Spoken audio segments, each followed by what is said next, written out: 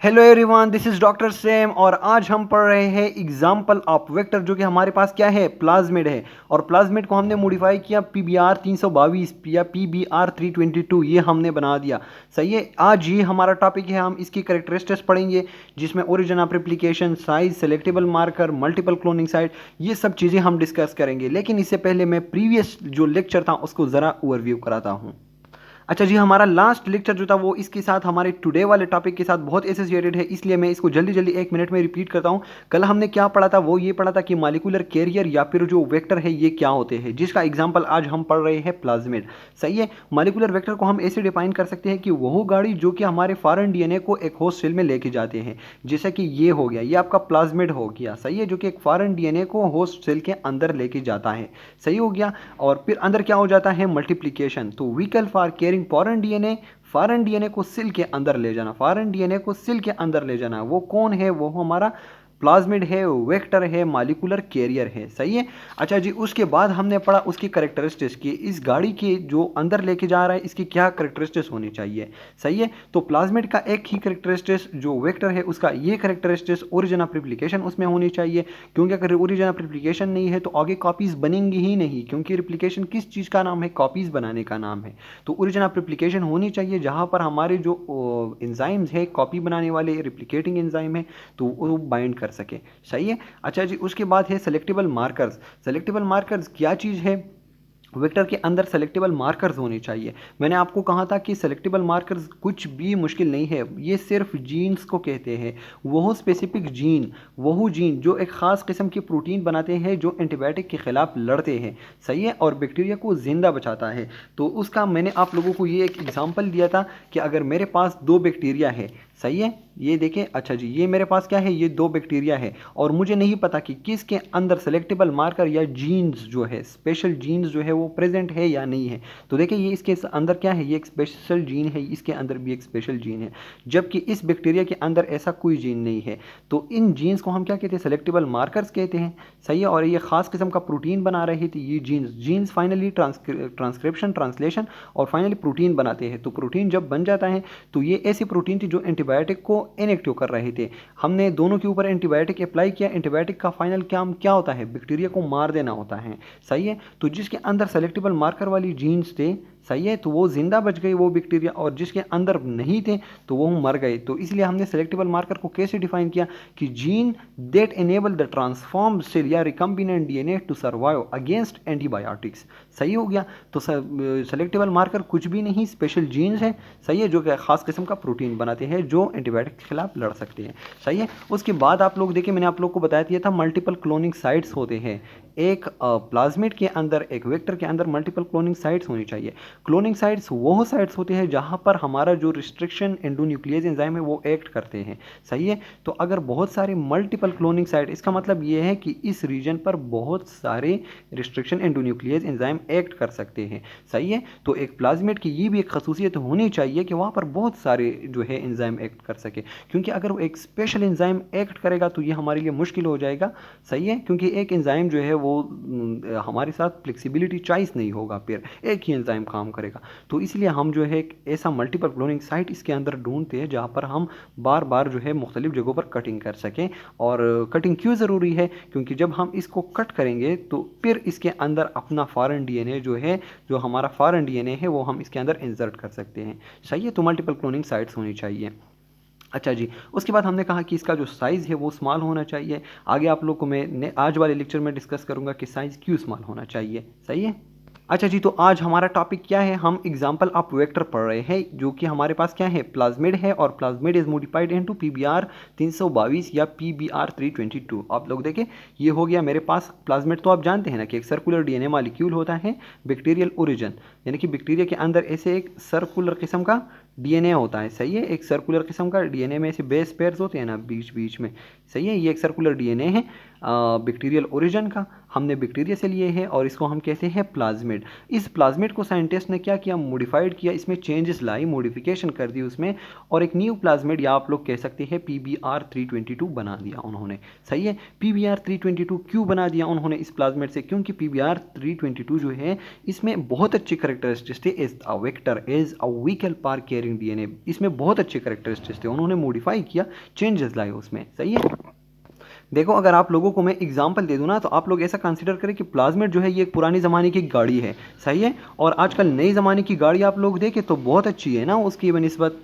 तो मैं आप लोगों को कैसे एग्जांपल दूंगा कि ये जो प्लाज्मिड है ये पुरानी किस्म की गाड़ी है, पुराने ज़माने में जो गाड़ियाँ होती थी। आजकल जो है न्यू प्लाज्मिड यानी कि न्यू गाड़ियाँ आ गई है। सही है, जो कि एज़ कम्पेयर टू पुरानी गाड़ियाँ बहुत अच्छी है, उनमें बहुत कंफर्टेबल है, AC लगा हुआ है, मुख्तलिफ चीज़ें, मतलब सही है। तो ये देखिए ये जो है न्यूली मॉडिफाइड है। सही है, देखो गाड़ी वही गाड़ी है। सही है, लेकिन उस वही 4 टायर है वही, लेकिन उसमें क्या आ रहा है, चेंज आ रहे हैं, मॉडिफिकेशन आ रहे हैं टाइम के साथ साथ, मतलब उनको और भी बेहतर बनाया जा रहा है। सही है, तो ऐसे ही PBr322 बना दिया गया फ्रॉम द प्लाज्मिड। ये जो है अब बहुत वाइडली यूज़ होता है। सही है, ये देखिए पर्पसली मेड है, मतलब मकासद के लिए बनाया गया है और मॉडिफाइड है। अच्छा, इसके जो है करेक्टरिस्टिक्स हम पढ़ेंगे, ओरिजिन ऑफ रेप्लिकेशन। देखो ये चीज़ें हमने लास्ट लेक्चर में पढ़ी है, लेकिन अब हम स्पेसिफिकली पढ़ेंगे। लास्ट लेक्चर में हमने ये पढ़ा था, देखिए मैं अगर मैं आप लोग को एग्जांपल दूँ, हमने जस्ट एक गाड़ी का जिक्र किया था कि एक गाड़ी है उसमें 4 पहिए होने चाहिए। सही है, क्योंकि वो नहीं चल सकेगी, उसमें जो है सीट्स होनी चाहिए। आज हम क्या पढ़ेंगे कि इसमें बहुत अच्छे किस्म की, स्पेशल किस्म की सीट्स लगी हुई है, इसमें स्पेशल किस्म के टायर्स लगे हुए हैं, इसमें बहुत ये जो है मतलब इसको बहुत एडवांस बना दिया गया ना, तो ये इस हर एक चीज़ का हम उसी तरह जिक्र करेंगे। सही है, अच्छा जी, तो अब हम आ गए हैं PBr322 पर। सही है, सबसे पहले तो इसका मतलब समझना चाहिए कि ये है क्या। P का मतलब ये है कि प्लाज्मिड। सही है, और BR जो है ना, ये देखें ये 2 साइंटिस्ट के नाम है, ये 2 साइंटिस्ट के नाम है, बोल्वियर और रोड्रिग है कि क्या है। सही है, तो ये PBR हो गया, और 322 जो है ना ये नंबर इसको एजाइन किया हुआ है to separate it from other modified plasmids. मतलब ये है ना कि साइंटिस्ट ने बहुत सारे मॉडिफाइड फॉर्म बना दिए हैं ना, तो हम उसको फिर नंबर देते हैं कि यार ये 1 नंबर मॉडिफिकेशन हो गया जिसमें ये किस्म के चेंजेस है, दूसरे में ये है, तो ये एक स्पेशल किस्म है। सही है, 322 जो है ये बाकी से इसको अलग कर देता है। तो P क्या हो गया, प्लाज्मिड हो गया। ये 2 जो नाम जो है ना ये साइंटिस्ट के नाम से है। सही है, और 322 इसका वो नंबर है जो इसको बाकी से अलग कर देता है। तो PBr322 का ये मतलब है। अच्छा जी, अब जो है हम क्या पढ़ रहे हैं आगे, ये देखिए हमारी दोबारा से मैंने वो चीज़ बना दिया है कि सर्कुलर DNA ऑफ बैक्टीरिया को मॉडिफाई कर दिया गया और ये PBr322 बना दिया गया। अब इसके जो करेक्टरिस्टिक्स है लास्ट में लेक्चर में भी हमने पढ़े थे, आज हम इसमें स्पेशली पढ़ रहे हैं। सही है, ओरिजिन ऑफ रेप्लिकेशन में हम किस चीज़ का जिक्र करेंगे, PMB1। सही है, PMB1 का जिक्र हम करेंगे ओरिजिन ऑफ रेप्लिकेशन में। सही है, इसका जो ओरिजिन ऑफ रेप्लिकेशन होता है ना उसको हम PMB1 कहते हैं। लास्ट लेक्चर में हमने ये जस्ट कहा था कि हमारे पास एक ओरिजिन ऑफ रेप्लिकेशन होनी चाहिए। अब उस जो PBr322 है ना, तो इसमें स्पेशली उसका नाम क्या है, उस ओरिजिन ऑफ रेप्लिकेशन का PMB1 है। आप लोगों से कोई भी पूछ सकता है कि PBr322 में ओरिजिन ऑफ रेप्लिकेशन कौन सी है, तो आप लोग को याद होना चाहिए कि PMB1 है। सही है, आप लोग देखिए इसमें P जो है वो स्मॉल है, MB कैपिटल है और 1। सही है, आप लोग कैसे याद कर सकते हैं, देखो मैं जो पहले मैंने याद किया था खुद ही, तो अजीब सा मैंने याद किया था कि पाकिस्तानी मेरी बीवी नंबर 1। सही है, पाकिस्तानी जो है बहुत अच्छी होती है ना, पाकिस्तानी मेरी बीवी नंबर 1। सही है, तो ऐसी आप ओरिजिन ऑफ रेप्लिकेशन को याद रखें। तो ओरिजिन ऑफ रेप्लिकेशन आप लोग को याद रहेगी इसकी। सही है, दूसरा है सेलेक्टेबल मार्कर्स। मैंने आप लोग को बता दिया था कि सेलेक्टेबल मार्कर स्पेशल किस्म की जीन्स होते हैं। सही है, जो कि बैक्टीरिया को एंटीबायोटिक के खिलाफ मजबूत बना देता है, एंटीबायोटिक फिर उसको किल नहीं कर सकता। तो देखिए antibiotic resistance genes, selectable marker क्या है, जीन है। कौन सी जीन है जो एंटीबायोटिक के रेजिस्टेंट बना देती है बैक्टीरिया को। सही है, तो हमारे पास जो है एम्पिसिलिन जो एंटीबायोटिक है उसके खिलाफ जो जीन बैक्टीरिया के 322 में प्रेजेंट है। सही है, एम्पिसिलिन एंटीबायोटिक अगर हम उस पर अप्लाई करेंगे PBr322 पर तो उसको कुछ नहीं होगा। क्यों नहीं होगा, क्योंकि उसमें जो है एम्पिसिलिन रेजिस्टेंट जीन मौजूद है, वो एम्पिसिलिन एंटीबायोटिक के खिलाफ जो है काम कर सकता है, बैक्टीरिया को कुछ नहीं होगा। दूसरा आप लोग देखें टेट्रासाइक्लिन, ये भी एक एंटीबायोटिक है। अगर हम वो जो है अप्लाई करें उस पर PBr 322 पर, तो उसको कुछ नहीं होगा। क्यों? क्योंकि उसके अंदर जो है टेट्रासाइक्लिन के ख़िलाफ़ जो है रेजिस्टेंट मौजूद है। और रेजिस्टेंट क्यों मौजूद है? क्योंकि उसमें जो है सेलेक्टेबल मार्कर वाली जीन मौजूद है। सही है, तो दो किस्म की उसमें ये जीन्स मौजूद हैं, इनके ख़िलाफ़ जो प्रोटीन्स बनते हैं। अच्छा जी, उसके बाद आप लोग देखें मल्टीपल क्लोनिंग साइट्स। सही है, तो इसमें बहुत सारे मल्टीपल क्लोनिंग साइट्स होनी चाहिए। सही हो गया। अच्छा जी, अब ये जो मल्टीपल क्लोनिंग साइट्स है, मतलब क्लोनिंग साइट का मैंने आप लोग को बता दिया ना, जहाँ पर हम इसको काट सकते हैं, तो वो कहाँ पर लाई करते हैं वो भी मैं आप लोग को दिखाऊंगा। उसके बाद आप लोग देखें कॉपी नंबर, तो 15 कॉपीज़ पर साइज़ की बात आती है, तो इसका जो अपना साइज़ है, सही है, मैंने आप लोग को बता दिया था कि जितना छोटा होगा, जितना इसका अपना साइज़, व्हीकल का अपना साइज़ कम होगा, सही है, तो वो उतनी ही ज़्यादा फॉरेन डीएनए को एकोमोडेट कर सकेगा। सही है, तो देखिए इसकी अपनी साइज़ आप लोग फ़िलहाल याद रखें 4363। सही है, 4363 बेस पेयर्स होते हैं इसमें, आप लोग ये फ़िलहाल याद रखें, आगे हम इसकी डिटेल पढ़ते हैं। अच्छा जी, अगर आप लोगों से पूछिए कोई कि PBr 322 का कितना साइज़ है, तो आप लोग फट से जवाब दें कि 4363 बेस पेयर। सही है, कितनी कॉपीज़ ये बना सकता है? तो 15 कॉपीज़ पर सेल ये बना सकता है। अगर एक ही PBr वो है व्हीकल है, तो वो कितनी कॉपीज़ बना सकता है? 15 पर सेल। सही है। अच्छा जी, अब हम एक एक चीज़ को डिस्कस करते हैं। सही है, ओरिजिन ऑफ रेप्लिकेशन PBr 322 में हमने ओरिजिन ऑफ रेप्लिकेशन की बात की, तो मैंने आप लोग को बता दिया कि आप लोग ये बात याद रखें कि PMB1 पाकिस्तानी मेरी बीवी नंबर 1, ये याद रखें, इसको ओरिजिन ऑफ रेप्लिकेशन कहते हैं। सही है, या फिर हम ओरिजिन ऑफ रेप्लिकेशन को दूसरा क्या नाम कह सकते हैं? ORI, ORI। सही है, ORI। आप लोग देखें, ये मेरे पास एक वो हो गया PBr 322। सही है, ये PBr 322 हो गया मेरे पास। ये जो है इसमें बहुत सारे बेस पेयर्स होते हैं। सही है, लेकिन ये स्पेसिफिक रीजन है जहाँ पर ये क्या है, ये ओरिजिन ऑफ रिप्लिकेशन है, जहाँ पर वो एक्ट कर सकता है रिप्लिकेशन वाली जो एंजाइम्स होते हैं। सही है, रिप्लिकेशन के लिए जो रिस्पॉन्सिबल एंजाइम्स होते हैं वो यहाँ पर एक्ट कर सकते हैं। सही है, तो इस जगह को हम क्या कहते हैं? Origin of replication. और इस जगह पर वो एक्ट करेंगे वो है एंजाइम, और यहाँ से रिप्लिकेशन जो है वो इनिशिएट हो जाएगा। सही है, तो ये special region of DNA, special region of DNA which is responsible for the initiation of replication is called PMB1 in PBr 322। सही है, PBr 322 में वह रीजन जहां पर रिप्लिकेशन वाले एंजाइम बाइंड करते हैं, अपना रिप्लिकेशन स्टार्ट करते हैं। सही है, जहां से स्टार्ट होता है उस रीजन ऑफ डीएनए को PMB1 कहते हैं। सही है। अच्छा जी, तो ओरिजिन ऑफ रिप्लिकेशन तो आप लोगों की क्लियर हो गई। अच्छा जी, दूसरा है सेलेक्टेबल मार्कर्स। सेलेक्टेबल मार्कर्स मैंने पिछले लेक्चर में भी बता दिया था कि सेलेक्टेबल मार्कर्स कुछ भी नहीं होते, वो एक ख़ास किस्म की जीन्स होते हैं। सही है, ये देखिए, ये पूरी का पूरा एक वो है ना, सर्कुलर डीएनए है, इसके अंदर ये भी एक जीन है और ये भी एक जीन है। सही है, सेलेक्टेबल मार्कर्स क्या है? खास किस्म की जीन्स है। अब जीन्स जो है उसके अंदर ट्रांसक्रिप्शन होती है, फिर ट्रांसलेशन होती है, और फिर बनते हैं प्रोटीन। ये देखिए, ये मेरे पास फाइनली जो है प्रोटीन बन गए। सही है, ये प्रोटीन ये एंटीबायोटिक्स के ख़िलाफ़ जो है एक्ट कर सकते हैं। एंटीबायोटिक अगर इस बैक्टीरिया के ऊपर हम अप्लाई करेंगे तो इस बैक्टीरिया को कुछ भी नहीं होगा। एंटीबायोटिक मेनली क्या काम करते हैं? एंटीबायोटिक जो हम खाते हैं ना, वो बैक्टीरिया को किल करते हैं ना, तो अगर हम इसके ऊपर अप्लाई करेंगे, अगर एम्पिसिलिन अप्लाई करेंगे इसके ऊपर, तो इस बैक्टीरिया को कुछ नहीं होगा। क्यों? क्योंकि इसमें एम्पिसिलिन रेजिस्टेंट जीन मौजूद है। अगर हम इसके ऊपर टेट्रासाइक्लिन अप्लाई करेंगे तो इसमें जो है टेट्रासाइक्लिन रेजिस्टेंट जीन मौजूद है, इसको कुछ नहीं होगा, क्योंकि ये जो जीन है टेट्रासाइक्लिन रेजिस्टेंट जीन, ये ऐसे प्रोटीन बनाता है जो एंटीबायोटिक हमने अप्लाई की है तो उसके खिलाफ लड़ सकता है और एंटीबायोटिक को जो है क्या करेगा? इनेक्टिव करेगा। सही है, तो ये हो गए सेलेक्टेबल मार्कर्स। तो बहुत ईजी कॉन्सेप्ट है, लास्ट लेक्चर में भी मैंने इसको बहुत वो किया था, क्लियर किया था। अच्छा जी, अब एक बहुत इंपॉर्टेंट कॉन्सेप्ट आ रहा है आप लोगों के पास, इसके मल्टीपल क्लोनिंग साइट्स के बारे में। अच्छा जी, तो मल्टीपल क्लोनिंग साइट्स अब कहाँ पर मौजूद है?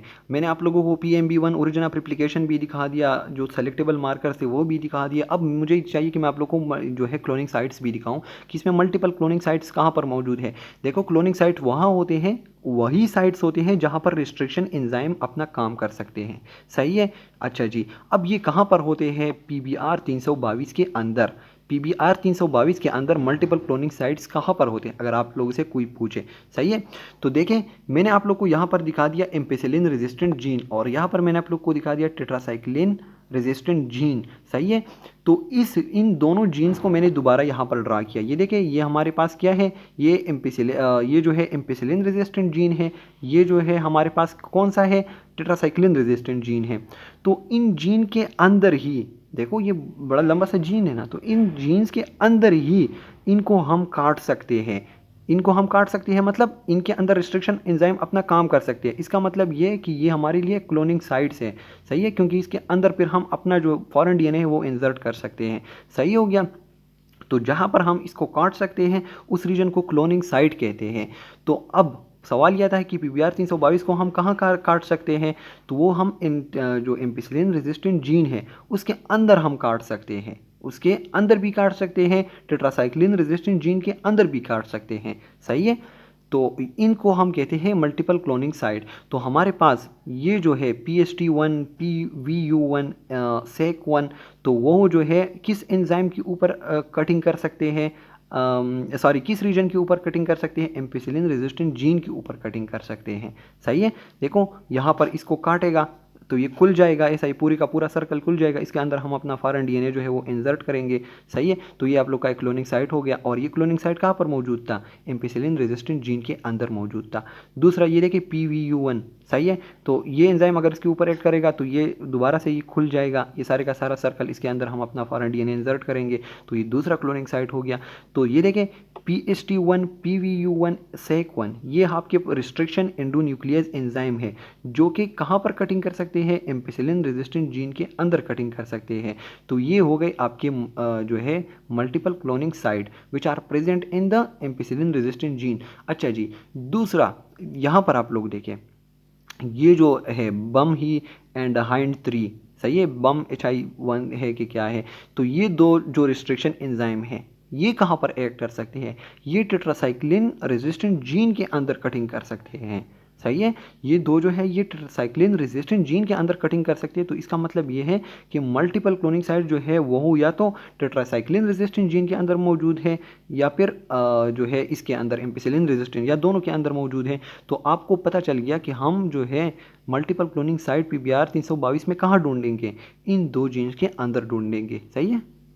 अच्छा जी, उसके बाद आप लोग देखें, अगर इसको हम काट लेते हैं ना तो ये जीन जो है ये इनेक्टिव नहीं हो जाएगा अगर हम यहाँ पर इसको काट लेंगे, सही है। अगर यहाँ पर एक रिस्ट्रिक्शन एंडोन्यूक्लियस एंजाइम आएगा, इसको काट देगा यहाँ से, तो ये एंजाइम, ये जो है एम्पिसिलिन रेजिस्टेंट जीन, ये तो इनेक्टिव हो जाएगा। सेम टू सेम अगर यहाँ पर काटेंगे तो टेट्रासाइक्लिन रेजिस्टेंट जीन जो है वो इनेक्टिव हो जाएगा। तो इस प्रोसेस को हम कहते हैं इंजर्शनल इनएक्टिवेशन। इंजर्शनल मतलब ये कि हम अपना जो फॉरेन डीएनए इंसर्ट करने के लिए, ये देखो ये मेरे पास फॉरेन डीएनए हो गया, सही है। ये फॉरेन डीएनए इंसर्ट करने के लिए मैं इसको काट देता हूँ, सही है, ताकि मैं इसको फिट कर सकूँ, अंदर इंसर्ट कर सकूँ। तो इसके इंजर्शन के रिजल्ट में ये जीन इनएक्टिव हो जाएगा। जब ये इनएक्टिव हो जाएगा तो इस प्रोसेस को हम कहते हैं इंजर्शनल इनएक्टिवेशन। अच्छा जी, आज अब बात आती है PBR 322 की साइज़ की बात आती है, सही है। तो हमारे पास होती है ट्रांसफॉर्मेशनल इफिशिएंसी, यानी कि ट्रांसफॉर्मेशन जो हम ट्रांसफ़र करते हैं ना रिकम्बिनेंट डीएनए को, तो वो efficiency inversely proportional to size होती है। अगर साइज़ ज़्यादा है हमारे पास, एक प्लाज्मिड का, एक वेक्टर का, एक व्हीकल का, सही है, साइज़ ज़्यादा है तो उसकी ट्रांसफॉर्मेशन इफिशिएंसी कम होगी, मतलब ट्रांसफरिंग जो है वो इतनी इफेक्टिव नहीं होगी, अच्छी तरह ट्रांसफ़र नहीं होगा, सही है। तो देखें, better the transformation efficiency smaller the size of vector, vector जितना छोटा होगा उतना जो है उसको तेज़ दौड़ेगा, अच्छी तरह जाएगा, उसकी ट्रांसफॉर्मेशन जो है वो बेस्ट होगी, सही है। अब साइज़, कितना साइज़ जो है ट्रांसफ़र कर सकते हैं हम, कितना साइज़ होना चाहिए, तो एक रेंज बताई हुई है आप लोगों को, सही है। कि देखो, अगर 4000 से लेकर 10,000 तक बेस पेयर्स हैं, सही है, तो ट्रांसफॉर्मेशन इफिशिएंसी जो है वो बेस्ट होगी, सही है। अगर इतने बेस पेयर पर मुश्तमिल एक प्लाज्मिड है तो ट्रांसफॉर्मेशन जो है वो बेस्ट होगी। ये देखिए, ये मैंने PBR 322 ड्रा किया हुआ है, इसके अंदर ये बेस पेयर्स है, सही है। अगर ये बेस पेयर्स जो है 4000 से लेकर 10,000 तक है तो ट्रांसफॉर्मेशन इफिशिएंसी जो है वो अच्छी रहेगी, सही है। 4K से लेकर 10K तक, K का मतलब 1000 होता है, सही है। अच्छा जी, अबाउट 10K बेस पेयर, अगर ये इसकी साइज़ जो है वो 10K से बढ़ जाएगी, 10,000 से ज़्यादा बढ़ेगी, तो फिर जो है ट्रांसफॉर्मेशन इफिशिएंसी जो है वो कम होती जाएगी, सही है। हमारा जो अपना वाला PBR 322 अपना बंदा है, सही है, PBR 322 जो है उसका बेस पेयर मैंने आप लोग को बता दिया था कि वो 4363 बेस पेयर है, सही है। उसमें जो है कितना रूम आपके पास बाकी रहता है 10K तक, अगर आप लोग से देखें ना तो 6000 का बेस पेयर तकरीबन हम उसके अंदर इंसर्ट कर सकते हैं, सही है। तो फिर 10,000 तक पहुंच जाएगा। तो ये कितना डीएनए ट्रांसफ़र कर सकता है इसमें, हम मैं जो मेरा फॉरेन डीएनए है ना, तो उसमें कितने तकरीबन 6000 तक अगर इसके अंदर हो तो मैं वो जो है इस वो ट्रांसफ़र कर सकता है, सही है। क्योंकि 10,000 तक बहुत सारा स्पेस है इनके अंदर, देखें 4000 में है, अभी 6000 ट्रांसफ़र कर सकता है, क्योंकि 10,000 तक अच्छा रहता है ट्रांसफॉर्मेशन इफिशिएंसी। अच्छा जी, तो आज आप लोगों को मैंने क्या पढ़ा दिया, मैंने आप लोगों को ये पढ़ा कि एग्जांपल ऑफ वेक्टर था हमारे पास प्लाज्मिड, सही है। और प्लाज्मिड को हमने जो है मॉडिफाई कर दिया PBR 322 में, सही है। और मैंने आप लोग को बता दिया कि इसके बहुत अच्छे करेक्टरिस्टिक्स है, ओरिजिन ऑफ रेप्लिकेशन है, सही है। PMB1 जो मैंने आप लोग को पाकिस्तानी बीवी नंबर 1 का मैंने बता दिया, साइज़ जो है इसका साइज़ कितना है, तो वो 4363 था। हमारे पास सेलेक्टेबल मार्कर कौन कौन से थे, एम्पिसिलिन रेजिस्टेंट जीन था, सही है। और जो दूसरा था टेट्रासाइक्लिन रेजिस्टेंट जीन, वो इसके अंदर सेलेक्टेबल मार्कर्स थे। फिर जो है मल्टीपल क्लोनिक साइट मैंने आप लोगों को दिखा दिया जो कि इन रेजिस्टेंट जीन के अंदर मौजूद थे, सही है, मैंने आप लोगों को दिखा दिए थे। आप लोग देखें तो दोबारा से ये है PBR 322 का मैं आप लोग को ये लेक्चर रिपीट कर रहा हूँ। इसकी जो एब्रीवेशन है यहाँ पर मैंने लिखी हुई है कि इसका मतलब क्या है। उसके बाद जो है ये देखें ओरिजिन ऑफ रेप्लिकेशन मैंने आप लोग को दिखा दी, सेलेक्टेबल मार्कर मैंने आप लोग को दिखा दिए, सही है। Multiple cloning site small size है, 4363 बेस पेयर वाला है, सही है। कॉपी नंबर जो ये 15 कॉपीज़ पर सेल बना सकता है, सही है।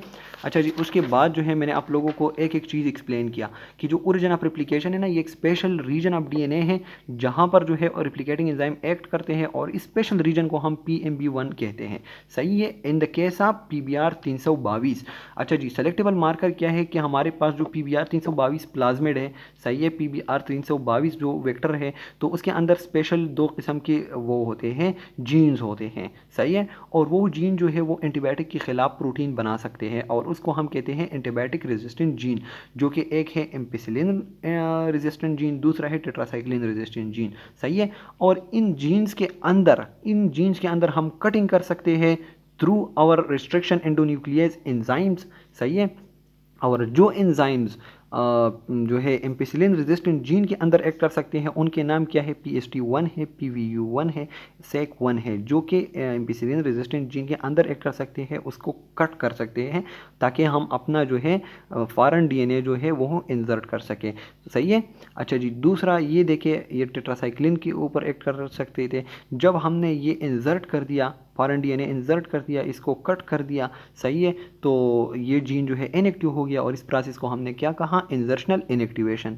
फाइनली जो है हमने साइज़ की बात की कि जो ट्रांसफॉर्मेशन इफिशिएंसी है वो इनवर्सली प्रोपोर्शनल टू साइज़ है, जबकि ये देखें हमारे पास रेंज मैंने आप लोग को सेफ रेंज बता दिया ट्रांसफॉर्मेशन के लिए कि वो 4000 से 10,000 के दरमियान हो सकता है। हमारा PBR जो है वो 4000 में है, तो इसीलिए वो जो है 6000 को ट्रांसफ़र कर सकता है, सही है।